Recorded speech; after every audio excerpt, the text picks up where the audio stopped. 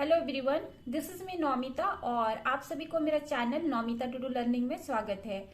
दोस्तों, आज का वीडियो में हम लोग देखेंगे salient features of Indian constitution या भारतीय संविधान के प्रमुख विशेषताएं। दोस्तों, वीडियो को लास्ट तक देखिएगा और वीडियो को लाइक कीजिएगा, कमेंट कीजिएगा और शेयर कीजिएगा। आइए अभी हम लोग देखते हैं। आइए हम लोग देखते हैं salient feature of Indian constitution या भारतीय संविधान का विशेषताएं। तो पहला जो विशेषता है, पहला जो फीचर है वो है दोस्तों lengthiest written constitution. Indian constitution का जो फर्स्ट फीचर है लेंथीएस्ट एंड रिटन कॉन्स्टिट्यूशन। पूरा दुनिया में पाए जाते हैं दोस्तों अनरिटन कॉन्स्टिट्यूशन और रिटन कॉन्स्टिट्यूशन। रिटन कॉन्स्टिट्यूशन जो है वो अमेरिका का कॉन्स्टिट्यूशन है और अनरिटन कॉन्स्टिट्यूशन जो है, अनरिटन अलिखित संविधान जो है वो ब्रिटेन का है या ब्रिटिश कॉन्स्टिट्यूशन है।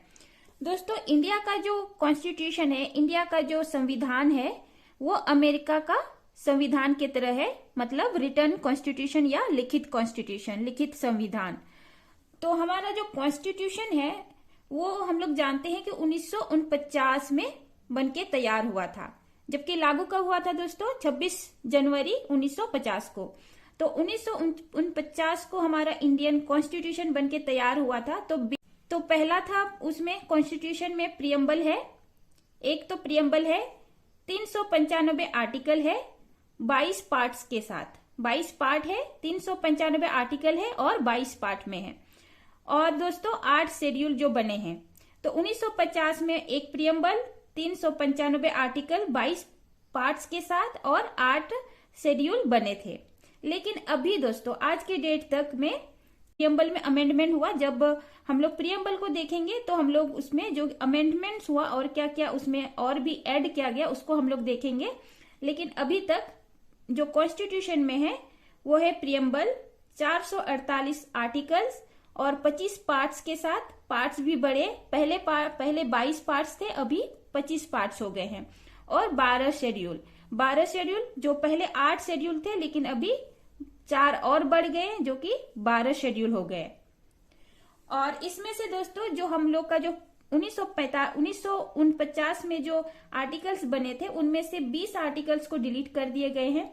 20 आर्टिकल्स को डिलीट कर दिए गए हैं और पार्ट 7 जो है, पार्ट 7 को भी डिलीट कर दिया गया है। और उनमें से जो हमारा जो आर्टिकल्स है उनमें से जो 105 जो अमेंडमेंट हुए हैं, अमेंडमेंट होता है दोस्तों, इसके बाद ही आर्टिकल्स एडेड होते हैं, आर्टिकल्स डिलीटेड होते हैं। हमारे कॉन्स्टिट्यूशन में जो पार्ट्स ऐड किए गए हैं, पार्ट 4A ऐड किए गए हैं, part 9A, part 9B, part 14A। दोस्तों ये जो पार्ट्स हैं इनको हमारा कॉन्स्टिट्यूशन में ऐड कर दिए गए हैं। और दूसरे जो ऐड किए हैं दोस्तों, 4 शेड्यूल को ऐड कर दिए गए हैं। पहले हम लोग जानते थे, पहले हम लोग देखे कि 8 शेड्यूल हमारे कॉन्स्टिट्यूशन में थे शुरुआत में, लेकिन बाद में दोस्तों अमेंडमेंट के थ्रू 12 शेड्यूल हो गए थे, जो कि शेड्यूल 9, 10, 11 और 12 शेड्यूल को ऐड कर दिए गए हैं। टोटल 12 शेड्यूल है। दोस्तों हमारा संविधान, इंडियन कॉन्स्टिट्यूशन जो है बहुत लंबा होने का, lengthiest constitution of the world होने का रीजन क्या है, इसका फैक्टर क्या है? तो पहला फैक्टर है दोस्तों ज्योग्राफिकल फैक्टर, मतलब भौगोलिक स्थिति के कारण। और दूसरा फैक्टर है ऐतिहासिक, हिस्ट्रिकल फैक्टर। और तीसरा है दोस्तों one constitution for centre and state. हम लोग जानते हैं सेंटर और स्टेट दोनों के लिए एक ही कॉन्स्टिट्यूशन है। सेंटर में जो कॉन्स्टिट्यूशन है वही कॉन्स्टिट्यूशन स्टेट का भी है। और चौथा है दोस्तों dominance of legal luminance constitution assembly, मतलब दोस्तों पार्लियामेंट में, कॉन्स्टिट्यूशन असेंबली में जो भी कानून बनते हैं पूरा भारत के लिए, पूरा इंडिया के लिए, तो वो कानून के दायरे में रह के कानून बनते हैं।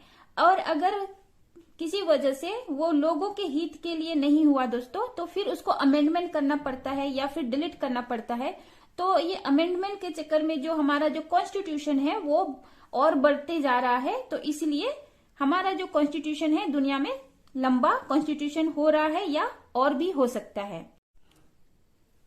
दूसरा फीचर जो है दोस्तों इंडियन कॉन्स्टिट्यूशन का, drawn from the various source, मतलब इंडियन कॉन्स्टिट्यूशन जो है अलग अलग कॉन्स्टिट्यूशन को पढ़ करके अलग अलग कॉन्स्टिट्यूशन से लिया गया है। तो इंडिया का जो कॉन्स्टिट्यूशन है दोस्तों, सबसे ज्यादा जो कॉन्स्टिट्यूशन का जो फीचर्स है जो लिए गए हैं, गवर्नमेंट ऑफ इंडिया एक्ट 1935 से लिए गए हैं। हम लोग पिछला वीडियो में दोस्तों गवर्नमेंट ऑफ इंडिया एक्ट 1935 को हम लोग ने देखा था। तो उससे गवर्नमेंट ऑफ इंडिया एक्ट 1935 से बहुत सारे फीचर्स लिए गए हैं। और ये जो इंडियन कॉन्स्टिट्यूशन में जो फंडामेंटल राइट्स है दोस्तों, ये अमेरिकन कॉन्स्टिट्यूशन से लिया गया है। उसको हम लोग डिटेल में आगे देखेंगे। और ये जो DPSP directive principle of state policy जो है, ये आयरलैंड से लिया गया है, इरिश कॉन्स्टिट्यूशन से। और तीसरा नंबर में जो है दोस्तों, तीसरा जो फीचर्स है, तीसरा जो पॉइंट है वो है blend of rigidity and flexibility. Indian constitution का विशेषता है, इंडियन कॉन्स्टिट्यूशन का जो मेन विशेषता है वो है, ना तो इंडियन कॉन्स्टिट्यूशन ज्यादा रिजिड है, ना तो ज्यादा फ्लेक्सिबिलिटी है। रिजिड कॉन्स्टिट्यूशन पाए जाते हैं दोस्तों अमेरिका में। अमेरिकन का कॉन्स्टिट्यूशन जो है, अमेरिका का आर्टिकल है, उसको अमेंड करने में बहुत मशक्कत करना पड़ता है। जबकि ब्रिटिश कॉन्स्टिट्यूशन जो है दोस्तों, ये तो अनरिटन कॉन्स्टिट्यूशन है, तो इसको जब चाहे जैसा चाहे ब्रिटेन में जो ब्रिटिश कॉन्स्टिट्यूशन है उसको मोड़ दिया जाता है, उसको अमेंड कर दिया जाता है। जबकि अमेरिका का कॉन्स्टिट्यूशन वैसा नहीं है। लेकिन जो इंडियन कॉन्स्टिट्यूशन है दोस्तों, ना तो ये ज्यादा रिजिड है, इसको अमेंड करने के लिए ज्यादा मशक्कत तो नहीं करनी पड़ती है, लेकिन अमेंडमेंट भी किया जाता है, और उतना भी फ्लेक्सिबल नहीं है कि किसी भी टाइम में इसको अमेंड कर दिया जाए। और कानून जब किसी के हित में नहीं रहता है तो उसको खत्म भी किया जाता है, उसको अमेंड भी कर दिया जाता है। तो इसीलिए इंडियन जो कॉन्स्टिट्यूशन है उसका विशेषता है कि ना तो ज्यादा रिजिड है, ना तो ज्यादा कड़ा है, ना तो ज्यादा लचीला है या फ्लेक्सिबिलिटी है। तो इंडियन कॉन्स्टिट्यूशन जो है दोस्तों, आर्टिकल 368 के तहत अमेंड किया जाता है। इंडियन कॉन्स्टिट्यूशन को समय समय पे बदलने का प्रोविजन भी है, अमेंडमेंट का प्रोविजन भी है, जो कि अमेंडमेंट को आर्टिकल 368 में दिया गया है। तो अमेंडमेंट जब होता है दोस्तों, उसके लिए स्पेशल मेजोरिटी के तहत अमेंड किया जाता है, जो कि 2/3 member of Lok Sabha and Rajya Sabha जब उसमें राजी हो जाएंगे, जो कि वहां पे प्रेजेंट है, पार्लियामेंट में प्रेजेंट हो रहे हैं और वोट कर रहे हैं। और दूसरा प्रोविजन जो है अमेंडमेंट का दोस्तों, स्पेशल मेजोरिटी के साथ पार्लियामेंट में पास होना चाहिए। साथ ही साथ 50% स्टेट का हामी होना चाहिए, स्टेट को राजी होना चाहिए, 50% स्टेट का रेटिफिकेशन मिलनी चाहिए। इसके बाद ही किसी कॉन्स्टिट्यूशन में किसी आर्टिकल का अमेंडमेंट होता है। चौथा जो फीचर है दोस्तों इंडियन कॉन्स्टिट्यूशन का, चौथा जो विशेषता है वो है federal system with unitary wise. मतलब कि दोस्तों इंडियन कॉन्स्टिट्यूशन जो है हमारा संघीय ढांचा है, फेडरल सिस्टम मतलब डिवीजन ऑफ पावर, की स्टेट को भी पावर उतनी ही मिला हुआ है जितना सेंटर के पास। लेकिन कभी कभी क्या होता है दोस्तों, यूनिटरी बायसनेस आ जाता है, मतलब सेंटर के पास बहुत ज्यादा पावर चला जाता है। तो उसी को हम लोग देखेंगे। फेडरल सिस्टम तो है, साथ ही साथ कैसे कभी कभी यूनिटरी सिस्टम में चला जाता है, मतलब सेंटर के पास पूरा पावर चला जाता है। तो पहला है दोस्तों टू गवर्नमेंट सिस्टम है। इंडिया में जो है इंडियन का जो गवर्नमेंट है, टू गवर्नमेंट सिस्टम है।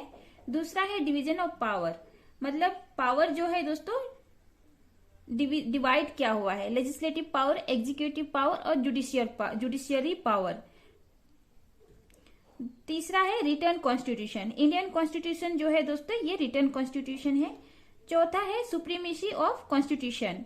कॉन्स्टिट्यूशन से ऊपर कुछ नहीं है दोस्तों। इंडिया में जो भी कानून बनते हैं कॉन्स्टिट्यूशन के अंडर में ही बनते हैं, जो कि लोगों के हित के लिए काम होता है। पांचवा है दोस्तों इंडिपेंडेंट ऑफ जुडिशियरी। इनके पास बहुत पावर है। जब पार्लियामेंट कुछ कानून बनाते हैं, जब ये लोगों के हित में नहीं होता है तो ये डायरेक्ट करने का काम करता है जुडिशियरी। तो और लास्ट है दोस्तों बाइकैमरलिज्म, मतलब लोकसभा और राज्यसभा। लोकसभा से कोई कानून पास होता है तो इसके बाद राज्यसभा से भी कानून पास होना जरूरी होता है। तो ये होता है बाइकैमरलिज्म, मतलब सिर्फ लोकसभा से कानून नहीं बनते हैं, साथ ही साथ राज्यसभा को भी उतना ही पावर मिला हुआ है। और दोस्तों अभी हम लोग देखेंगे अभी कि यूनिटरी बायसनेस, कि फेडरल सिस्टम तो है, पावर तो बटा हुआ है, लेकिन इसके बावजूद कभी कभी जो है सेंटर के पास पूरा पावर चला जाता है। तो दोस्तों ये जो यूनिटरी बाइसनेस है, कभी कभी सेंटर के पास पूरा पावर चला जाता है, तो उस समय इंडिया का जो कॉन्स्टिट्यूशन है नॉन फेडरल हो जाता है, मतलब कि सारा पावर सेंटर के पास चला जाता है। और कभी कभी दोस्तों स्ट्रॉन्ग सेंटर, मतलब कि सेंटर स्ट्रॉन्ग है, कभी कभी सेंटर जो कानून बनाते हैं वो हर एक राज्य में इम्प्लीमेंट करते हैं।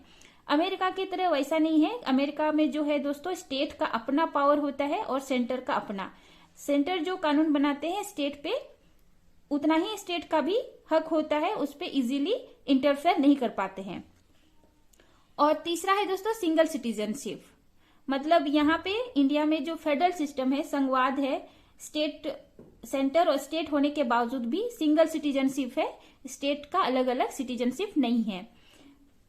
चौथा है इंटीग्रेटेड जुडिशियरी, मतलब कि हाई कोर्ट्स तो हैं, लेकिन उसके बावजूद सारा जितने हाई कोर्ट्स है ना दोस्तों, वो सारे सुप्रीम कोर्ट के अंडर में ही काम होता है।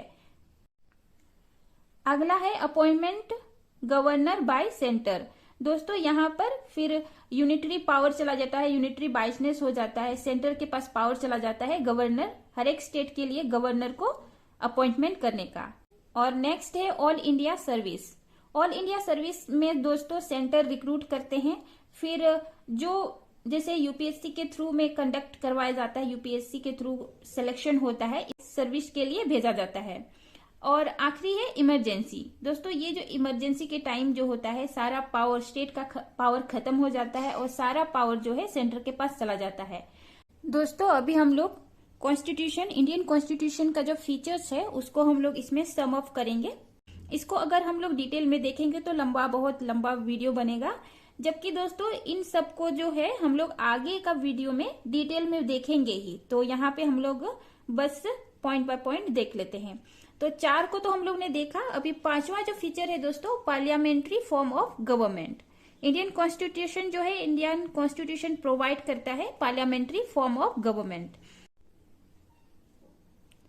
6th नंबर पे है synthesis of parliamentary sovereignty and judiciary supremacy. दोस्तों पार्लियामेंट्री सॉवरेनिटी तो है, पार्लियामेंट्री कानून बनाने का पूरा अधिकार तो रखते हैं, साथ ही साथ दोस्तों पार्लियामेंट्री जुडिशियरी के अंडर पे ही काम होता है। अगर पार्लियामेंट किसी तरह कानून बनाते हैं, लोगों के हित से बाहर हो जाता है, तो जुडिशियरी सामने आता है।